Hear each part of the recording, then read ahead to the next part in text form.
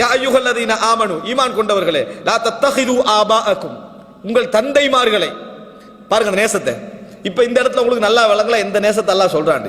லா தத்தஹிது ஆபாஅக்கும் வ இஹ்வானக்கும், உங்கள் சகோதரர்களை அவுலியா நேசர்களாக எடுத்துக்கொள்ள வேண்டாம். இப்ப விளங்குங்க சொல்லப்படுற பாசம் எதண்டு. தந்தை காபிராக இருந்தாலும் இஸ்லாம் என்ன செய்ய சொல்லுது? நன்மை செய், முறையாக நடந்து கொள்ளு, அவங்களோட என்ன செய்யுங்க, நன்றி பாராட்டி நடந்து கொள்ளுங்கள், அவங்களுக்கு பெற்றோர் என்ற அந்த அன்பு என்ன செய்யணும், உங்கள்கிட்ட இருக்கணும், இதெல்லாம் சொல்லுது.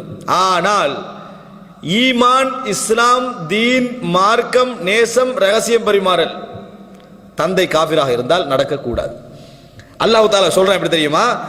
யா அய்யுஹல்லதீன ஆமனு, ஈமான் கொண்டவர்களே, லா தத்தஹிது ஆபாஅக்கும் வ இஹ்வானக்கும், உங்கள் பெற்றோர்களையும் உங்கள் சகோதரர்களையும் அதாவது நீங்கள் எடுத்துக்கொள்ள வேண்டாம் அவுலியா நேசர்களாக, நேசர்களாக எடுத்துக்கொள்ள வேண்டாம். இனிஸ்தஹப்புல் குஃப்ர அலல் ஈமான், அவர்கள் குஃப்ர ஈமானை விட குஃப்ரை விரும்பினால், ஈமானை விட அவர்கள் குஃப்ரை விரும்பினால் அவர்களில் நீங்கள் நேசர்களை உருவாக்கிக் கொள்ள வேண்டாம். வமையத்தவல்லஹும் மின்கும், யார் அப்படி அவர்களை நேசர்களாக எடுத்துக்கொள்கிறார்களோ ஃபஉலைக ஹுமுத் தாலிமூன், அவர்கள் தான் அநியாயக்காரர்கள், அவர்கள் தான் அநியாயக்காரர்கள். யாரு? பெற்றோர்களையும் சகோதரர்களையும் அவர்கள் குஃப்ரை விரும்புகிற நேரத்தில் உற்ற நேசர்களாக எடுத்துக்கொள்வது. அப்ப எங்க இஸ்லாம் எதை சொல்லுது? இந்த இடத்துல மனிதன் என்கின்ற அடிப்படையில் ஏற்படக்கூடிய நட்பு, பாசம், நேசம் அது ஒரு பகுதி, அதுல இஸ்லாம் என்ன செய்யல, தலையிடல. ஆனால் ஒரு மனிதன் குஃப்ரை நேசிக்கிற நேரத்தில், குஃப்ரை விரும்புகிற நேரத்தில் எங்கள் மனதிலே ஈமான் கிளீனாக இருக்கணும். அவங்கள்ட்ட ஆன்மீக ரீதியான விஷயத்துல நாங்கள் அதாவது என்னது சமரசம் செய்வது அல்லது அவர்கள்ட்ட இஸ்லாமிய ரகசியங்களை அவர்கள்ட்ட பரிமாறிக்கொள்வது, இதை இஸ்லாம் என்ன செய்கிறது? இந்த இடத்துல தடை செய்வதை நீங்கள் பார்க்கலாம். அன்புள்ள சகோதரர்களே, இதிலும் மிக முக்கியமான வசனம் என்ன தெரியுமா? சூரா மும்தஹினாவின் முதலாவது வசனம். சூரா மும்தஹினாவின் முதலாவது வசனம். அதாவது ஹாத்திப் இப்னு அபி பல்தா ரலியல்லாஹு அன்ஹு அவர்கள் ஒரு நபித்தோழர். அவர் ஹிஜ்ரத் செஞ்சு மதீனாவுக்கு வந்தவர். ஹாத்திப் இப்னு அபி பல்தா குறைஷிகளில் உள்ளவர் அல்ல, குறைஷிகளில் உள்ளவர் அல்ல. அவர் மக்கா வெற்றி ரசூல் ஸல்லல்லாஹு அலைஹி வஸல்லம் எதன் பின்னால் அந்த முடிவு எடுக்கிறாங்க? ஹுதைபியா பின்னால. ஹுதைபியா நடந்து ஒரு வருஷம் தாண்டி அதுக்கு அடுத்த வருஷம் 8ஆம் வருஷம் எடுக்கிறாங்க. ஏன்? அவங்க ஒப்பந்தத்தை முடிச்சாங்க, துரோகம் செஞ்சாங்க. துரோகம் செஞ்சதுனால ரசூலுல்லாஹ் பக்கம் ஆதாரம் இருக்குது. ஆனால் இப்ப ரசூலுல்லாஹ்களுக்கு யுத்தம் செய்வதற்கான முழு அதிகாரமும் கிடைச்சிட்டு இப்ப ரசூல் ஸல்லல்லாஹு அலைஹி வஸல்லம் யுத்தம் செய்யணும். அதனால இதை ரகசியமாக செய்து கொள்வோம் என்று ரசூலுல்லாஹ் நினைக்கிறான். அங்க போய் திடீர்னு இறங்கிடுவோம், ஏன்னா அவங்க துரோகம் செஞ்சது அவங்களுக்கு தெரியும்.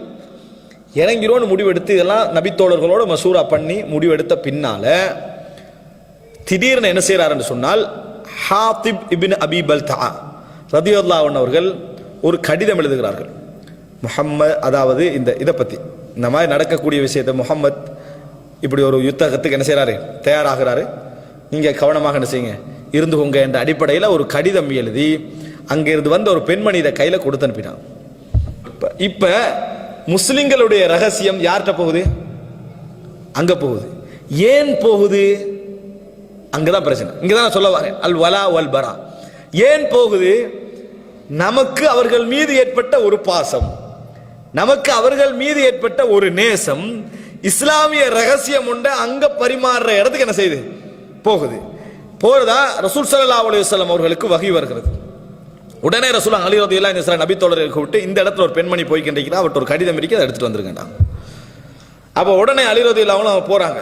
போனா அந்த பெண்மணி அதாவது ஆண் அணுக முடியாத இடத்துல மறைச்சி அந்த கடிதத்தை வச்சுக்கிறான். கேட்கிறா, இல்லைன்ட்டா. அப்ப அலி ரலியல்லாஹு அன்ஹு சொன்னாங்க, நீங்க கடிதத்தை தரலைன்னா நாங்க எடுப்போம். நீங்க கடிதத்தை தரலைன்னா நாங்க எடுப்போம். உடனே என்ன செஞ்சுட்டு அந்த பெண்மணி கடிதத்தை எடுத்து கையில கொடுக்குறாங்க. உடனே விரைந்து என்ன செஞ்சாங்க, வந்தார்கள். விரைந்து ரசூலுல்லாஹ்ட்ட ஒப்படைச்சாங்க. ரசூல் ஸல்லல்லாஹு அலைஹி வஸல்லம் மக்களை கூட்டினாங்க. ஹாத்திப் இப்னு அபி பல்தா கூட்டினாங்க. ஹாத்திப் அபி பல்தா வச்சு கேட்டாங்க, மா ஹமலக அலாமா சனஅத், நீங்க செய்த வேலைக்கு உங்களுக்கு எது தூண்டியது, எதன் காரணமா நீங்க இதை செஞ்சீங்க அப்படின்னு ரசூலுல்லாஹ் கேட்டாங்க. ரசூலுல்லாஹி ஸல்லல்லாஹு அலைஹி வஸல்லம் நிதானமான ஒரு தலைவர். ரசூல் ஸல்லல்லாஹு அலைஹி வஸல்லம் அவர்கள் நிதானமான தலைவர்கள். இதுக்கு பின்னால் அப்படி யாரும் ஒருத்தர் செய்ய மாட்டாரு, பிறக்க மாட்டார். அப்படி ஒரு சிறந்த தலைவர், மிக உச்சகட்டமான ஆத்திரமான இடத்திலும் கூட தீ வைத்து கொளுத்தக்கூடிய மனோநிலையில் இருந்த ஒரு தலைவர் அல்ல ரசூலுல்லாஹி ஸல்லல்லாஹு அலைஹி வஸல்லம் அவர்கள். அந்த ஒரு கட்டம் இது, யுத்தத்தையே காட்டி கொடுக்கக்கூடிய ஒரு கட்டம் இது. சொன்னாங்க, மா ஹமலக அலா மா சனஅத், செஞ்ச வேலைக்கு உங்களுக்கு எது தூண்டியது? அவர் சொல்றார் என்ன தெரியுமா? அல்லாஹ்வின் தூதரே, வல்லாஹி, அல்லாஹ்வின் மீது ஆணையாக, இந்த மார்க்கத்தை வெறுத்தோ அல்லாஹ்வின் ரசூலை விட்டு தூரமாகணும் என்றோ நான் இந்த இஸ்லாத்தை விட்டு வெளியே போகணும் என்றோ இஸ்லாத்தை புறக்கணித்தோ நான் இதை செய்யவில்லை. நான் இஸ்லாத்தை ஏற்ற நாள் தொடக்கம் இந்த மார்க்கத்தின் மீது எனக்கு விருப்பத்தோடு வமஸ்தத்து இல்லா ஹுப்பா, நான் நேசத்தோடு தான் நான் இருந்து கொண்டிருக்கிறேன். என்ற உள்ளத்தில் எதுவுமே எனக்கு அப்படி இல்லை. ஆனாலும் உங்களை யாராக இருந்தாலும் அவங்க குறைசி வம்சத்தில் இருந்து வந்தவங்க. ஆனால் நான் குறைசிகளோட வாழ்ந்திருக்கிறேன். நான் குறைசிகளில் உள்ளவர் அல்ல. நான் இந்த செய்தியை இப்படி ஒரு கட்டத்தில் நான் அவர்களுக்கு கொடுத்து அது அவர்களுக்கு தெரிய வந்தது என்று சொன்னால், அதன் மூலம் அவங்க பயனடைந்தால் அன்றையிலிருந்து அவங்க என்ன செய்வாங்க, என்ன குறைசி வம்சத்தில் ஒருவரா நான் என்ன செஞ்சிருவேன், நான் மாறிடுவேன். அதாவது அவங்க எப்படி ஹெல்ப்ஃபுல் மூலமாக அவங்களோட நட்பர்களாக என்ன செஞ்சிருவாங்க, ஆக்கிடுவாங்க. இந்த உறவை ஏற்படுத்திக் கொள்றதுக்காக நான் இப்படி செஞ்சேன், இதை தவிர வேறு எதையும் நான் செய்யவில்லை. உடனே ரசூல் ஸல்லல்லாஹு அலைஹி வஸல்லம் சொன்னாங்க, சதக்த அமா ஹாதா ஃபக்கத் சதக், இவர் உண்மை உரைத்தார் என ரசூலுல்லாஹி ஸல்லல்லாஹு அலைஹி வஸல்லம் சொன்னாங்க. ஆனாலும் ரசூல் ஸல்லல்லாஹு அலைஹி வஸல்லம் இதை இப்படி குறைச்சி எடுத்தாங்களே, அவ்வளவு உச்சகட்டமான விஷயத்தை அவருடைய ஈமானை வச்சு எடுத்தாங்களே, அதை உமர் இப்னு கத்தாப் ரலியல்லாஹு அன்ஹு அவர்கள் பொறுத்துக் கொள்ளவில்லை.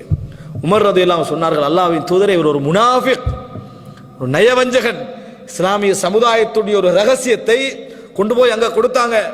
அதனால இவர் கட்டாயம் மரண தண்டனை கொடுக்கப்பட வேண்டிய அனுமதி தாருங்கள் உமர் இப்னு கத்தாப் ரலியல்லாஹு அன்ஹு அவர்கள் கேட்டார்கள். ரசூல் ஸல்லல்லாஹு அலைஹி வஸல்லம் உமர் பலமுறை அவர் விசாரிச்சுக்கிட்டு இருக்கலே, உமர் பலமுறை அதை குறுக்கிட்டார்கள். அப்ப ரசூல் ஸல்லல்லாஹு அலைஹி வஸல்லம் பலமுறை அவர்களை அமர வைத்தார்கள். ஆனாலும் பலமுறை அவர் கேட்ட நேரத்தில் ரசூலுல்லாஹி ஸல்லல்லாஹு அலைஹி வஸல்லம் அவர்கள் அவரை பார்த்து சொன்னார்கள், உமரே, உங்களுக்கு தெரியாதா, இவர் பத்ர் யுத்தத்திலே கலந்து கொண்ட ஒரு நபித்தோழர். அல்லாஹ் ரப்புல் ஆலமீன் பத்ர் யுத்தத்திலே கலந்து கொண்ட நபித்தோழர்களை பார்த்து, இஅமலு மா ஷஅதும் ஃபக்கத் கஃபர்து லக்கும், நீங்கள் விரும்பியதை செய்து கொள்ளுங்கள், நான் உங்களது பாவங்களை மன்னித்து விட்டேன் அல்லாஹ் தஆலா சொன்னான். அப்படிப்பட்டவர்கள் ஒருவர் இவர் அப்படின்னு ரசூலுல்லாஹி ஸல்லல்லாஹு அலைஹி வஸல்லம் சொன்னவுடன் உமர் இப்னு கத்தாப் அவர்கள் கண்ணீர் வடித்தார்கள். கண்ணீர் வடித்துக்கொண்டு கீழே என்ன செய்தார்கள், உட்கார்ந்தார்கள் என்ற செய்தியை நாம் என்ன செய்கிறோம், பார்க்கிறோம்.